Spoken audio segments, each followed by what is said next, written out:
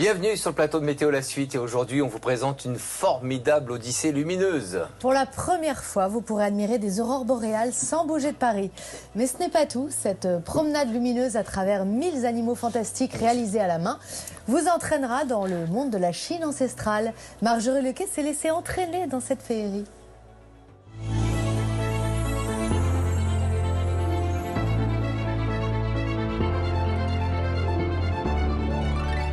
Tout le monde m'a pris un peu pour un fou, mais quand on crée, c'est de faire des choses un peu folles que les autres ne peuvent pas imaginer.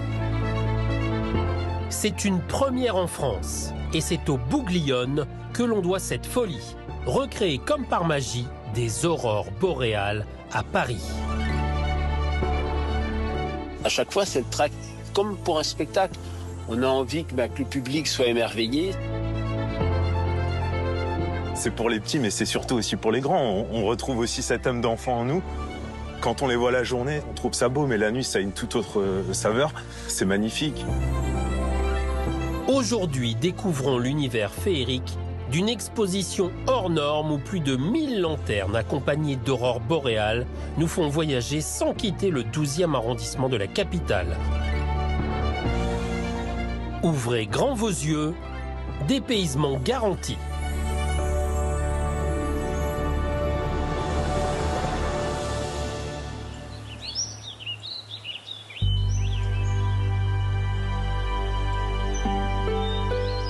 Il y a des lanternes où on est très réaliste, mais il y a des lanternes où aussi on est très fantaisie. Et c'est ce mélange de réel et d'irréel qui fait la magie de la visite.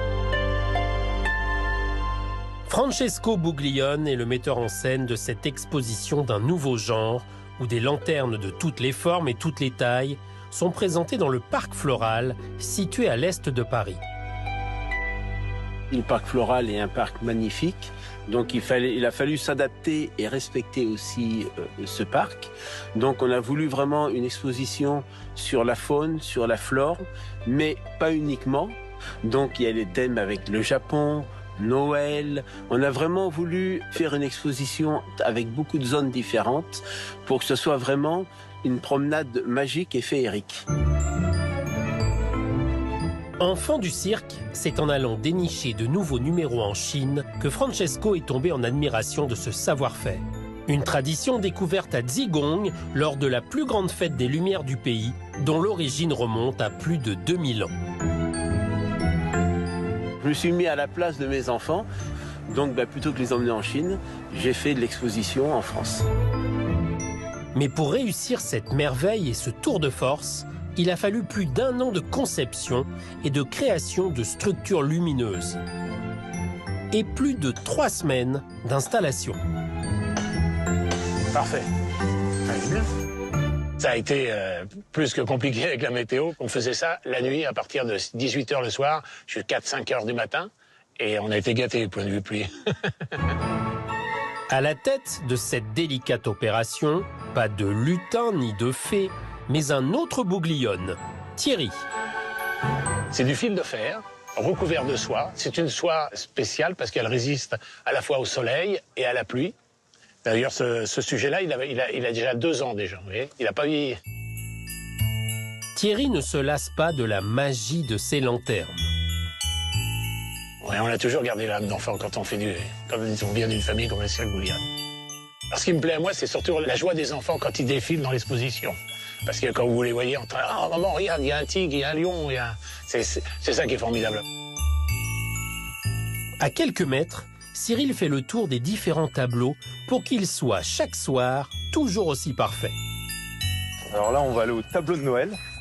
Ah là, il y a tous les délices des enfants. Il y a les sucettes, il y a les bonbons, il y a les pains d'épices. Il y a même le Père Noël qui arrive avec le train, avec plein de cadeaux à l'intérieur. Cyril est l'attaché de production de cet événement. C'est une grande fierté. C'est vrai que venir ici, en plein cœur de Paris, faire découvrir aussi notre travail, c'est tout à fait magnifique. Mais c'est quand le soleil se couche que ce petit monde lumineux prend vie et que les aurores boréales peuvent enfin entrer en piste. Il faut des lasers très très puissants et c'est un peu compliqué. Oui, mais on va arriver, Aux commandes de ce spectacle inédit, Alexandro. il doit chaque soir régler ses machines en fonction de la météo. Ça dépend si le vent, s'il y a beaucoup de vent, la fumée, ça part parce qu'il faut des fumées pour faire l'effet. Les vents, ça part d'un côté, il faut partir de l'autre. Oui. C'est bon pour toi? Oui, je pense. La température, elle est bien.